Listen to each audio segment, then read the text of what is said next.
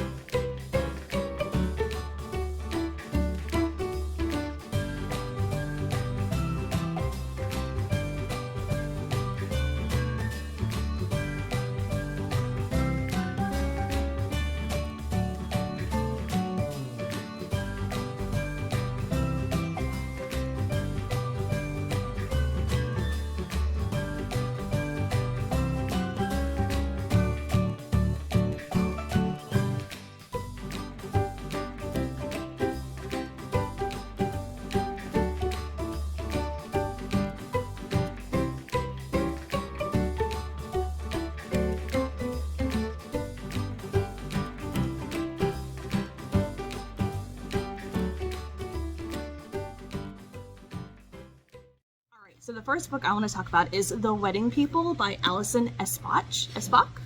This is a literary fiction, and we're following this woman who is having a really hard time with life, and she just got divorced. Her husband left her for one of their coworkers, or teachers, or professors. I don't remember if they're educators. I don't know if it's high school or college, but so she decides to take this trip, and at this resort that she goes to, the entire place is booked for a wedding, and so everyone there is a part of this wedding, and she's not. So everyone assumes she's there for the wedding, but she's there for a very specific purpose that you find out very, very early on, like the first chapter. You find out why she's going to this place, and it's just a really sweet story following this woman who has issues, and following her journey and backing out of the reason why she went there in the first place as she gets integrated into this wedding party and befriends the bride and all this stuff. It is such a fun, delightful book. All right, my turn, y'all. Okay, so we got The Stepford Wives, and I wanted to read this one. I read it a long time ago, like when it first came out, because you know I'm old. But I wanted to read it again because Reading Riley is doing it, and so I wanted to read it again with Reading Riley, and I enjoyed it, gave it 4 stars. I really don't want to go into too much detail about it because I want Rochelle to read it too, but what I am gonna say is that Disney is brought up in it, so maybe that's enough to, you know, get her intrigued. But I really enjoyed this one, and I'm anxious to watch Reading Riley discuss it. And is it horror? Yes. Ooh. Yeah, but it's good. It's a good one. So this month I was on a literary fiction kick because my next book is A Five-Star Stranger by Kat Tang. This was such an interesting premise. First of all, it's super short, and I do plan on buying this 3-book of the month this month.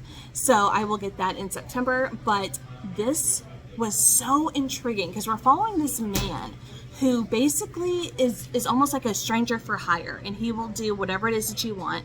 And he, a long time ago, several years ago, a woman had a child, and her husband left her, and she wanted a father figure for her daughter. So she goes on this app and hires this man, and our main character, and he comes over like every Thursday, picks her up from school, and pretends to be the dad for years and years. And he does other things too, like there's one that he gets hired by this older woman to propose to her at dinner, because the woman who hired him, her guy that she's having a fling with, who's married, is going to be at this restaurant, and she wants to make him jealous. So like he just does all these like weird things for hire. He never uses his real name. Every job is like a one-time thing, and this is just so interesting, and it was so fun getting to see all the stuff that he gets into and the people that we follow, including this little girl, and then a girl that he actually befriends throughout this process as well. It was so fun, so unique, and I really loved it. All right, guys, and this one is Home is Where the Bodies Are. I really enjoyed this one as well. I gave this one 4 stars too. And this one, after their mom passes away, 3 siblings kind of come back together. One of them never left home, but the other 2 have kind of gone off on their own and stuff. But they come back because the mom passed away, and while they're cleaning up stuff, they start to realize that they see some videotapes that they pop in the VCR to watch their childhood and stuff. And they start realizing that things are not how they really remembered it. And they start thinking, was our dad a serial killer? It's really good. I really enjoyed it. And I love the way that it twists and turns. But yeah, Home is Where the Bodies Are. It's a good one. It's a cool cover, too. Yes. I love that cover. Okay, so the last book that I read this month that I absolutely, totally enjoyed, like unexpectedly, was House of Glass by Sarah Pekkanen. And I say unexpectedly because her thriller last year was just okay for me.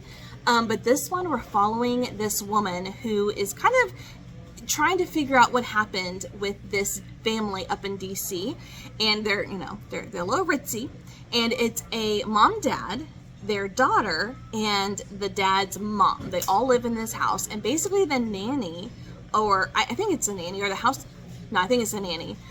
She falls out of the window from an upstairs bedroom, and they're claiming suicide, but things aren't adding up, and it's just this mystery thriller of trying to figure out what happened to her.